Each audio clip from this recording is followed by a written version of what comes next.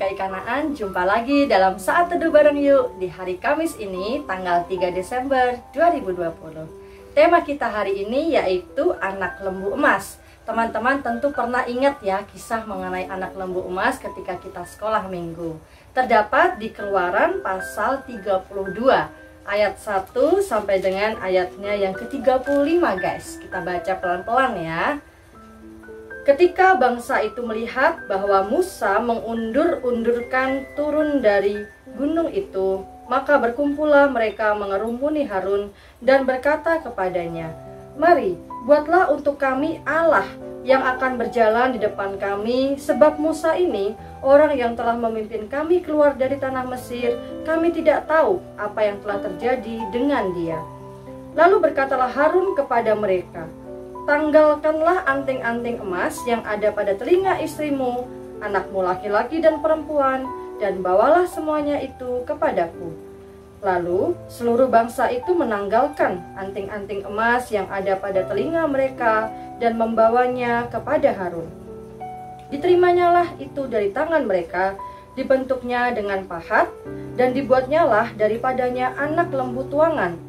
Kemudian berkatalah mereka, "Hai Israel, inilah Allahmu yang telah menuntun engkau keluar dari tanah Mesir." Ketika Harun melihat itu, didirikannya mezbah di depan anak lembu itu. Berserulah Harun katanya, "Besok hari raya bagi Tuhan." Dan keesokan harinya, pagi-pagi, maka mereka mempersembahkan korban bakaran dan korban keselamatan. Sesudah itu duduklah bangsa itu untuk makan dan minum. Kemudian bangunlah mereka dan bersukaria. Berfirmanlah Tuhan kepada Musa, "Pergilah, turunlah, sebab bangsamu yang kau pimpin keluar dari tanah Mesir telah rusak lakunya. Segera juga mereka menyimpang dari jalan yang kuperintahkan kepada mereka. Mereka telah membuat anak lembu tuangan, dan kepadanya mereka sujud menyembah dan mempersembahkan korban sambil berkata, 'Hai Israel, inilah Allahmu yang telah menuntun engkau keluar dari tanah Mesir.' Lagi firman Tuhan kepada Musa, 'Telah kulihat bangsa ini, dan sesungguhnya mereka adalah suatu bangsa yang tegar tengkuk. Oleh sebab itu biarkanlah aku supaya murkaku bangkit terhadap mereka, dan aku akan membinasakan mereka, tetapi mereka akan kubuat menjadi bangsa yang besar.' Lalu Musa mencoba melunakkan hati Tuhan Allahnya dengan berkata, 'Mengapakah Tuhan murkamu bangkit terhadap umatmu yang telah kau bawa keluar dari tanah Mesir dengan kekuatan yang besar dan dengan tangan yang kuat? Mengapakah orang Mesir akan berkata, Dia membawa mereka keluar dengan maksud menimpakan malapetaka kepada mereka dan membunuh mereka di gunung dan membinasakannya dari muka bumi? Berbaliklah dari murkamu yang bernyala-nyala itu dan menyesallah karena malapetaka yang hendak kau datangkan kepada umatmu. Ingatlah kepada Abraham, Ishak, dan Israel, hamba-hambamu itu, sebab kepada mereka engkau telah bersumpah demi dirimu sendiri dengan berfirman kepada mereka, Aku akan membuat keturunanmu sebanyak bintang di langit, dan seluruh negeri yang telah kujanjikan ini akan kuberikan kepada keturunanmu supaya dimilikinya untuk selama-lamanya. Dan menyesallah Tuhan karena malapetaka yang dirancangkannya atas umatnya." Setelah itu berpalinglah Musa, lalu turun dari gunung dengan kedua loh hukum Allah dalam tangannya. Loh-loh yang bertulis pada kedua sisinya bertulis sebelah menyebelah. Kedua loh itu ialah pekerjaan Allah, dan tulisan itu ialah tulisan Allah ditukik pada loh-loh itu. Ketika Yosua mendengar suara bangsa itu bersorak, berkatalah ia kepada Musa, "Ada bunyi sorak peperangan kedengaran di perkemahan." Tetapi jawab Musa, "Bukan bunyi nyanyian kemenangan, bukan bunyi nyanyian kekalahan. Bunyi orang menyanyi berbalas-balasan, itulah yang kudengar." Dan ketika ia dekat ke perkemahan itu dan melihat anak lembu dan melihat orang menari-nari, maka bangkitlah amarah Musa. Dilemparkannyalah kedua loh itu dari tangannya dan dipecahkannya pada kaki gunung itu. Sesudah itu diambilnyalah anak lembu yang dibuat mereka itu, dibakarnya dengan api, dan digilingnya sampai halus, kemudian ditaburkannya ke atas air dan disuruhnya diminum oleh orang Israel. Lalu berkatalah Musa kepada Harun, "Apakah yang dilakukan bangsa ini kepadamu, sehingga engkau mendatangkan dosa yang sebesar itu kepada mereka?" Tetapi jawab Harun, "Janganlah bangkit amarah tuanku. Engkau sendiri tahu bahwa bangsa ini jahat semata-mata. Mereka berkata kepadaku, 'Buatlah untuk kami Allah yang akan berjalan di depan kami, sebab Musa ini orang yang telah memimpin kami keluar dari tanah Mesir. Kami tidak tahu apa yang telah terjadi dengan dia.' Lalu aku berkata kepada mereka, 'Siapa yang empunya emas, haruslah menanggalkannya.' Mereka memberikannya kepadaku, dan aku melemparkannya ke dalam api, dan keluarlah anak lembu ini." Ketika Musa melihat bahwa bangsa itu seperti kuda terlepas dari kandang, sebab Harun telah melepaskannya sampai menjadi buah cemooh bagi lawan mereka, maka berdirilah Musa di pintu gerbang perkemahan itu serta berkata, "Siapa yang memihak kepada Tuhan, datanglah kepadaku." Lalu berkumpullah kepadanya seluruh Bani Lewi.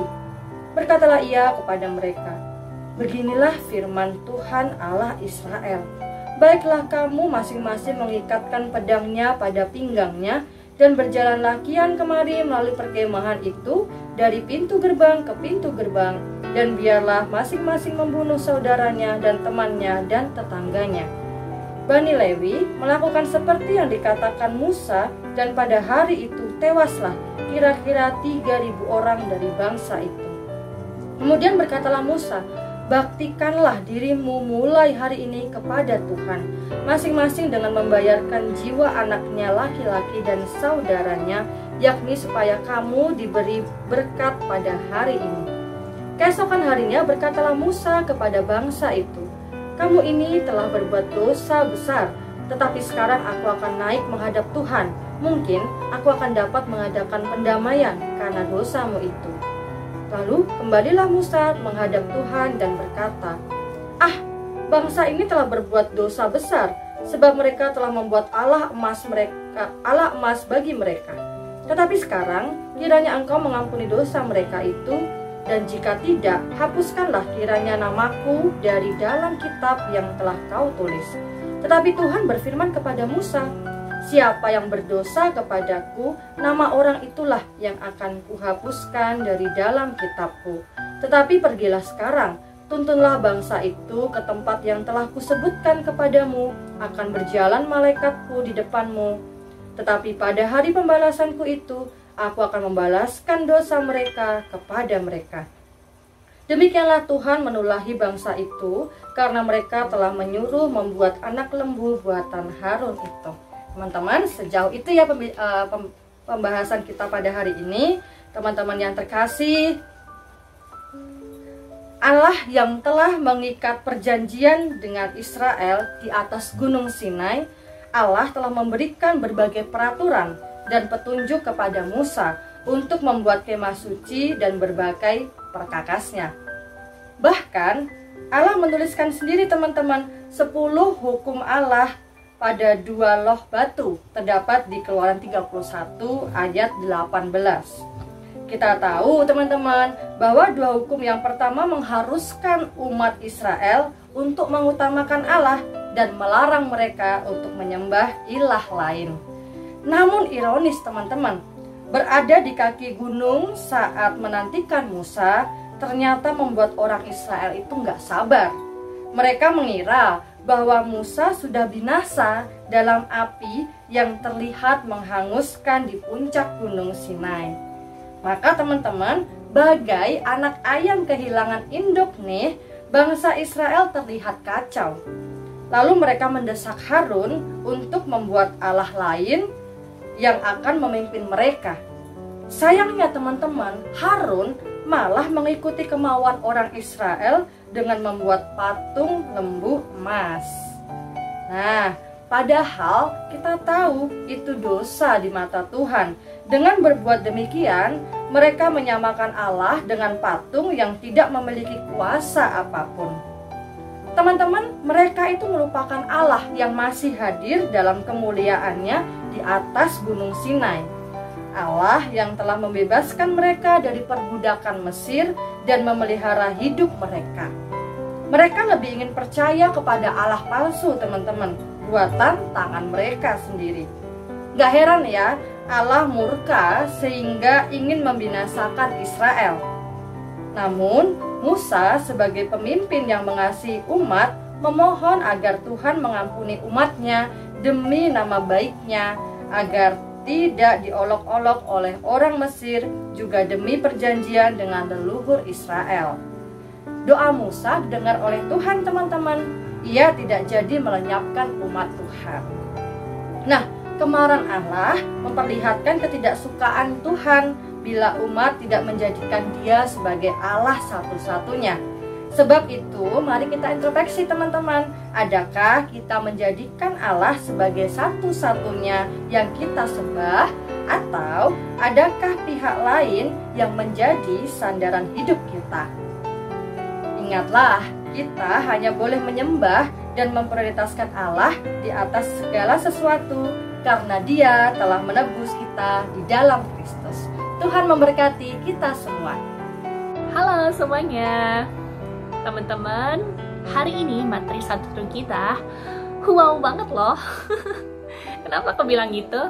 Karena ya, menurut aku kadang-kadang ya teman-teman, keasikan kita terhadap hal-hal duniawi lainnya, contoh kayak hobi kita, gadget kita, ataupun hal-hal lain nih, cenderung menarik kita supaya kita tidak mengutamakan Tuhan dalam hidup kita.